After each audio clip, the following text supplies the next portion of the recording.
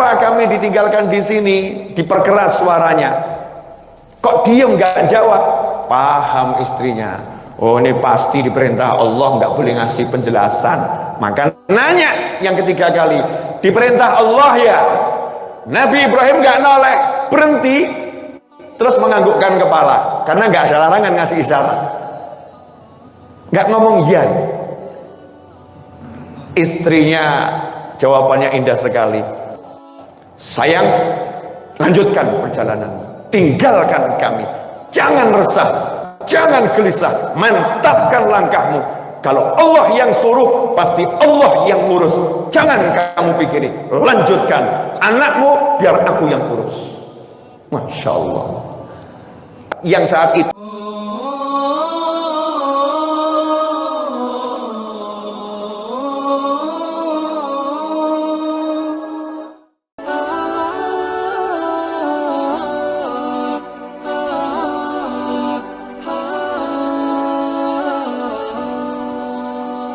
Nabi Ibrahim alaihissalam awalnya istrinya satu, belum punya anak keturunan, selalu berdoa, Rabbi habli minas sholihin, Rabbi habli minas sholihin.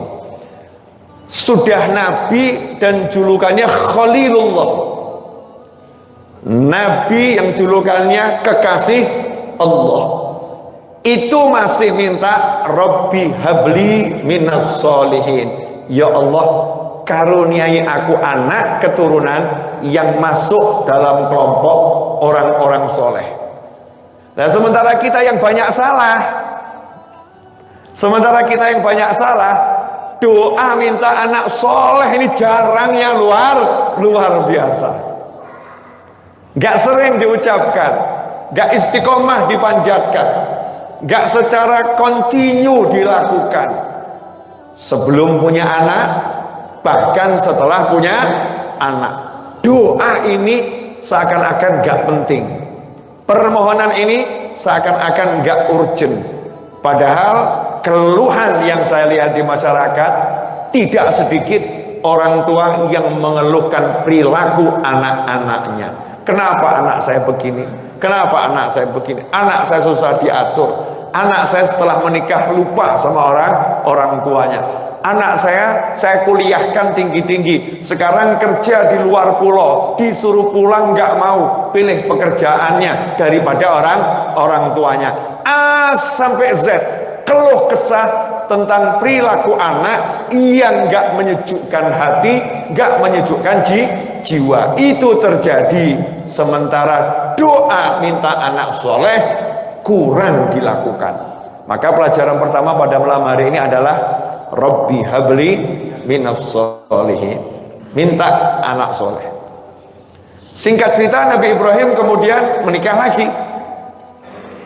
Pertama kali, walaupun beda pendapat ulama, dikaruniai putra namanya Ismail alaihissalam. Ya, beda pendapat ulama, tapi saya ambil yang versi ini. Mendapat putra namanya Nabi Ismail alaihissalam. Dari siapa? Dari istri yang kedua. Kenapa ini perlu saya jelaskan? Karena memang indahnya di sini. Saat punya anak dari istri yang kedua, istri yang pertama belum punya anak.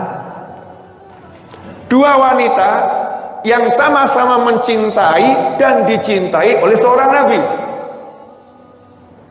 Yang satu sudah punya anak, yang satu belum. Maka Allah kasih ujiannya menarik.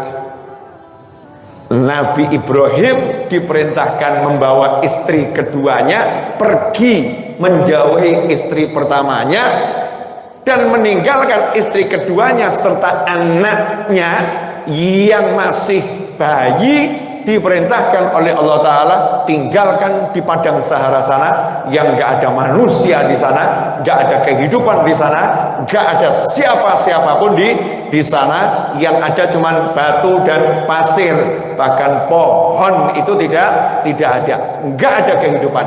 Tinggalkan di sana. Itu kota Mekah, yaitu kota Mekah, bil Bakkah mubarakah, kota Mekah yang penuh berkah. Belum wujud kota, masih dataran rendah. Begitu Nabi Ibrahim pergi, istrinya cuma nanya, kenapa kami ditinggalkan di sini? Ada something yang salahkah atau apa? Nabi Ibrahim dilarang ngasih keterangan satu huruf pun oleh Allah Ta'ala. Diam. Nah, istrinya ini solihah, nggak ngomong, ditanya kok diem jalan saja. Enggak. Solihah istrinya. Didikan Nabi Ibrahim alaihissalam, dididik oleh Allah Subhanahu wa Ta'ala. Nanya lagi, mungkin nggak dengar, diulangi. Kenapa kami ditinggalkan di sini? Diperkeras suaranya. Kok diem nggak jawab? Paham istrinya. Oh, ini pasti diperintah Allah, nggak boleh ngasih penjelasan. Maka nanya yang ketiga kali, diperintah Allah ya. Nabi Ibrahim nggak noleh, berhenti, terus menganggukkan kepala, karena nggak ada larangan ngasih isyarat. Nggak ngomong iya.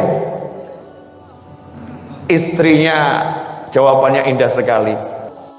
Sayang, lanjutkan perjalanan, tinggalkan kami, jangan resah, jangan gelisah, mantapkan langkahmu.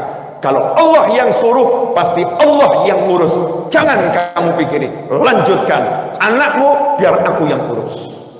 Masya Allah.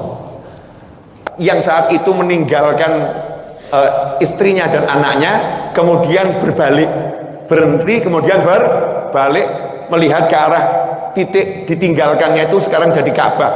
Melihat ke arah Ka'bah, kemudian angkat tangan. Nabi Ibrahim alaihissalam suami yang sayang sama istrinya, suami yang sayang sama anaknya, pria yang bertanggung jawab. Saat memang tidak boleh menemani, Allah yang larang. Saat tidak boleh memberikan penjelasan karena Allah yang larang, tapi Nabi Ibrahim tidak meninggalkan bekal untuk anak dan istrinya. Tanggung jawabnya dijalankan. Sekarang gaya kadang ini pria-pria pengangguran dan malas. Sayang, aku akan berjuang di jalan Allah. Iktikaf di masjid, gak pernah pergi ke pasar. Yang sabar di rumah ya sayangnya.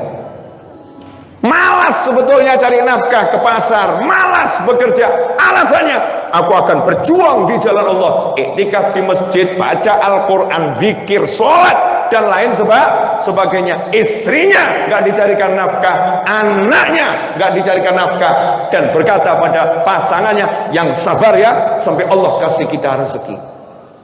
Ini salah guru nih, salah belajar. Islam nggak ngajarkan seperti itu. Enggak.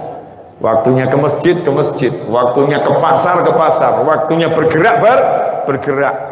Burung saja tahu kapan waktunya pulang, kapan waktunya terbang, kapan waktunya istirahat. Ayam pun tahu kapan saatnya untuk cari makan, kapan saatnya dia bersama pasangannya, kapan saatnya bersama anak-anaknya. Nah, kita ini umat Islam diajarkan oleh Allah Subhanahu wa Ta'ala untuk apa? Tanggung jawab menjadi manusia. Ada waktunya sholat, ada waktunya zikir, ada waktunya qiraatul Quran, ada waktunya kita pergi cari nafkah. Nabi Ibrahim alaihissalam pengen nemenin, pengen ngasih, tapi Allah melarang. Ini datangnya dari Allah, larangannya jelas, ujian, Allah yang nyuruh, tinggalkan di sana. Maka Nabi Ibrahim tidak mengabaikan tanggung jawabnya alaihissalam, maka beliau menggunakan angkat tangannya, doanya, Rabbi ini, ya Allah, sungguh aku tinggalkan sebagian dari anak keturunanku di lembah yang gak ada kehidupan di sana, ghairi dzi zar'in, gak ada kehidupan di sana, gak ada tumbuhan di sana, liyuqimus shalah, agar mereka jadi orang-orang yang ahli mendirikan sholat. Jadi pikirannya suami meninggalkan anak dan istri di rumah agar ahli sholat. Zaman sekarang banyak sekali orang tua nggak punya konsep ini. Anaknya tidak dijadikan ahli sholat, istrinya tidak dijadikan ahli sholat, anaknya disekolahkan, anaknya di SD-kan, anaknya di SMP-kan, anaknya di SMA-kan, SMU-kan, SMK-kan, anaknya dikuliahkan, tapi anaknya tidak disolatkan. Liyuqimus sholah. Bahkan nggak sedikit tuh yang pagi bangunin anak sekolah, ayo sekolah, ayo sekolah, ayo sekolah. Nggak ngurus subuhnya kerja atau enggak nih. Subuhnya dikerjakan atau tidak nggak jadi perhatian. Yang penting sholatnya jangan terlambat. Subuhnya terlambat nggak difikirkan. Sholat bukan jadi yang utama. Sholat bukan jadi yang utama. Sementara Nabi Ibrahim alaihissalam dalam kondisi anak istrinya menurut nalar, sebentar lagi mati, dehidrasi. Ya mudah-mudahan anak teman saya yang lagi sakit panas dan tadi dehidrasi, anaknya Mas Angga segera sehat dan sembuh, amin. Ini Nabi Ismail kalau didiamkan mati dehidrasi karena kehabisan air. Jelas nggak ada air di sana. Tapi Nabi Ibrahim doanya optimis. Doanya optimis. Dikasih biar jadi orang yang mendirikan sholat. Artinya apa? Sebelum ditinggal di situ sudah ibunya dididik jadi orang yang ahli sholat. Boleh dilanjut? 22 menit, 18 menit lagi pertandingan usai. 18 menit, sabar. Insya Allah selesai seperti yang sudah ditetapkan sama Allah Ta'ala. Karena saya nggak punya rencana ini. Ya, menit ini ngomong begini nggak ada rencananya. Pokoknya ya sekeluarnya. Subhanallah. Kalimat berikutnya itu apa? Kirimkan manusia dari segala penjuru. Beri mereka ini anak keturunanku, ini rezeki buah-buahan, dan kirimkan manusia dari segala penjuru. Karena memang gak punya uang, gak punya harta, gak bisa nemenin, gak bisa kerja mendampingi, karena diperintahkan Allah tugas meninggalkannya, maka digunakan kekuatan utamanya, minta sama Allah Ta'ala. Kalau gitu ya Allah, beri anak keturunanku, keluargaku makanan, buah-buahan dari segala penjuru. Datangkan manusia untuk menemani dari segala penjuru. Padahal itu tidak logis, gak masuk akal.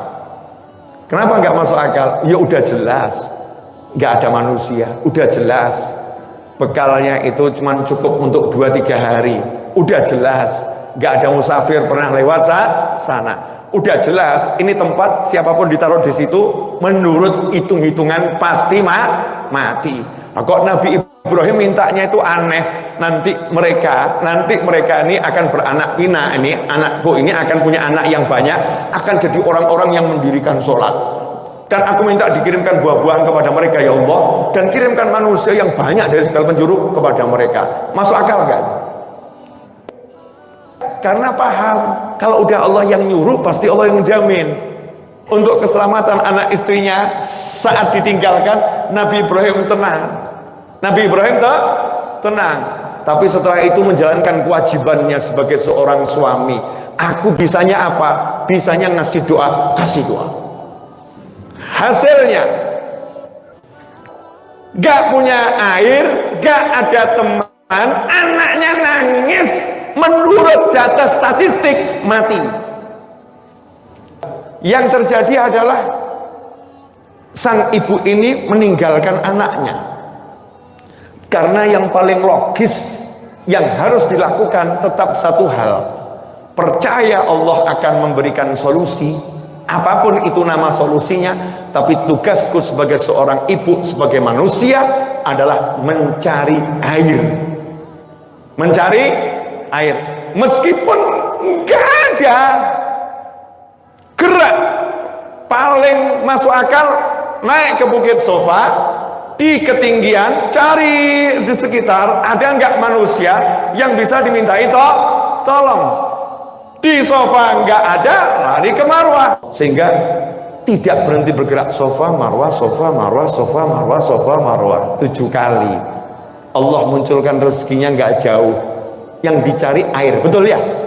Maka langsung Allah kasih air. Dari mana? Musafir datang? Enggak. Malaikat datang? Enggak. Atau ada makhluk yang bawa air datang? Enggak. Kirimkan hujan? Enggak. Allah pengen tunjukkan kuasanya. Sesuatu yang sampai zaman sekarang ini pun sulit dilakukan. Apa itu? Memunculkan air tanpa ngebur. Lain loh kalau sumber mata air ini bukan sumber mata air loh ya. tanah gersang, nggak dibur, tiba-tiba muncul air. Yang muncul air. Ternyata ngeburnya itu lari Sofa Marwah, Sofa Marwah, Sofa Marwah. Makanya kalau sa'i Sofa Marwah yang semangat, karena itu lagi ngebur rezekimu sendiri. Rahasia, jangan di-share. Ya, ini rahasia, jangan di-share. Apa sih manfaatnya lari Sofa Marwah? Di antara hikmahnya, kamu lagi ngebur rezekimu sendiri. Makanya yang semangat. Yang semangat, tolong jangan di-share ya. Jangan, nanti pada semangat pengen ke Sofa Marwah tuh. Nah, subhanallah, muncul rezekinya dari bawah tanah naik ke atas tanpa mesin pendorong, tanpa pompa, tanpa satelit untuk melihat di mana sumber air. Hasilnya jalan nih doanya Nabi Ibrahim alaihissalam. Doanya jalan agar anak keturunanku menjadi orang yang mendirikan sholat. Berarti kan harus jadi dewasa, berarti kan harus menikah, berarti kan harus beranak keturunan, berarti kan harus ada masyarakat. Maka saat itu setelah dapat air, anak selamat, ibu selamat, mulailah burung dengan penglihatannya yang tajam. Burung itu punya penglihatan dan indera yang luar biasa untuk mempertahankan hidupnya. Begitu dia terbang di padang Sahara, melihat kejauhan kota Mekah ada sumber air yang bagus, burung pun merapat berterbangan di sekitarnya, memberitahu kawan-kawannya. Maka musafir yang jaraknya puluhan kilo, walaupun nggak pakai teropong bintang, matanya orang dulu itu tajam, melihat dari kejauhan, di sana kok ada burung, berarti di situ ada kehidupan, pasti di situ ada sumber air. Maka mereka pun merapat ke sumber air. Di situ kok ada seorang wanita dan anaknya. Maka mereka orang-orang yang jujur, mereka pun menunjukkan gentlenya dan mengatakan, kamu yang menemukan sumber air, berarti kamu pemiliknya. Kalau begitu izinkan kami ambil air ini sebagai gantinya. Kami akan beri kambing, kami akan beri buah-buahan, kami akan. Sehingga ibunya Nabi Ismail dan Nabi Ismail alaihissalam duduk di kursi nyantai, terima gaji tanpa susah payah. Masya Allah. Nah, karena airnya Zam-Zam, mereka ini musafir yang udah keliling dunia, udah ketemu sungai, udah ketemu sumber air macam-macam. Ini kok airnya beda. Maka mereka putuskan, kita tinggal di sini saja, nggak usah pindah ke tempat lain. Air ini nikmatnya luar biasa. Maka mereka tinggal di situ. Itulah suku awal dari kota Mekah, dari orang Arab yang pertama kali. Disitulah kemudian Nabi Ismail tumbuh ya dengan rezeki yang nggak susah payah, karena sudah didoakan oleh sang ayah dan sudah ditirakati oleh ibunya lari Sofa Marwah. Dan hasilnya apa? Menikahlah dengan putri dari kepala suku. Masya Allah, jodohnya nggak usah dicari, jodohnya didatangkan oleh Allah Subhanahu wa Ta'ala. Kemudian beranak keturunan sampai akhirnya cucunya Nabi Ismail alaihissalam dibawa Allah Mi'raj, bertemu dengan Allah Ta'ala, diberi perintah sholat 5 waktu, liyuqimus sholat, agar mereka menjadi orang-orang yang mendirikan sholat. Maka Allah wujudkan doa Nabi Ibrahim alaihissalam, Nabi Muhammad SAW sebagai Rasul yang mengajak seluruh umat manusia untuk sholat 5 waktu. Makanya Rasul mengatakan, sesungguhnya aku adalah dakwah Nabi Ibrahim, atau kama qala sallallahu, aku wujud daripada doa kakek buyutku Nabi Ibrahim alaihissalam.